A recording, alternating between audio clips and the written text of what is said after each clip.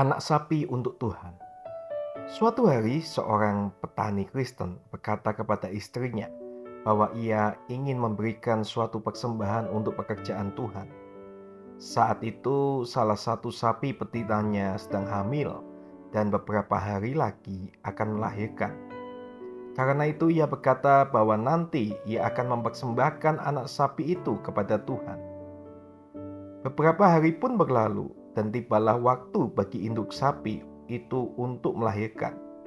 Ternyata induk sapi itu melahirkan 2 ekor anak sapi. Petani itu pun menjadi bingung. Dia mulai berpikir-pikir, anak sapi yang manakah yang akan dipersembahkannya kepada Tuhan.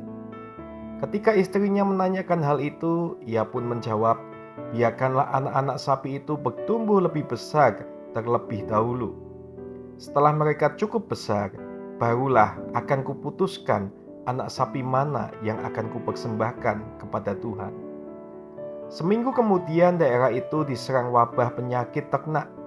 Salah satu dari kedua anak sapi milik petani Kristen itu pun terjangkit penyakit tersebut dan tidak dapat diselamatkan alias mati.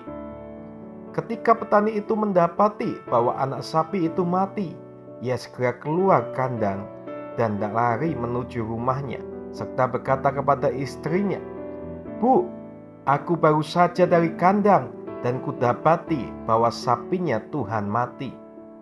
Istrinya pun keheranan dan bertanya, "Apa? Sapinya Tuhan? Bukankah engkau belum memutuskan sapi mana yang hendak kau persembahkan?" Petani itu pun menjawab, "Ya, kemarin memang belum kuputuskan, tetapi tadi ketika aku berada di kandang, telah kuputuskan bahwa yang mati adalah sapinya Tuhan." Nah, Bapak Ibu Saudara, betapa seringnya kita berlaku seperti petani itu. Kita tidak mau memberikan yang terbaik bagi Tuhan. Ketika berada dalam kondisi yang buruk dan sengsara, kita datang kepada Tuhan. Akan tetapi, ketika kita berada dalam kondisi yang baik dan menyenangkan, kita pergi dan melupakan Tuhan.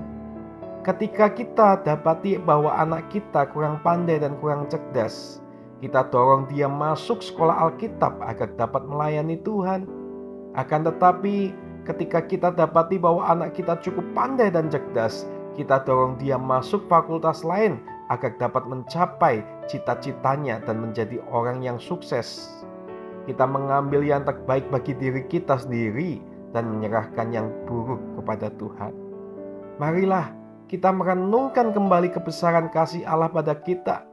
Demi menyelamatkan kita yang berdosa ini, Allah rela menyerahkan putranya yang tunggal, yang sedemikian dikasihinya, agar kita dapat beroleh hidup kekal. Yohanes 3 ayat 16. Demi membebaskan kita dari murka dan hukuman Allah yang dahsyat, Yesus rela merendahkan dirinya dan menjelma menjadi manusia dan mati secara terhina di atas kayu salib untuk menebus segala dosa kita. Allah telah mengaruniakan anugerahnya yang sedemikian besar dan tak ternilai harganya kepada kita. Bila kita sungguh-sungguh menyadari anugerah Allah yang sedemikian besar, tentu kita akan dengan rela hati mempersembahkan seluruh hidup kita bagi kemuliaannya. Kita tidak akan segan-segan menyerahkan segala sesuatu yang kita miliki kepadanya sebagai ungkapan rasa syukur kita atas kebesaran anugerahnya. Kesadaran kita akan besarnya anugerah Allah dalam hidup kita mendorong kita memberikan yang terbaik bagi kemuliaannya.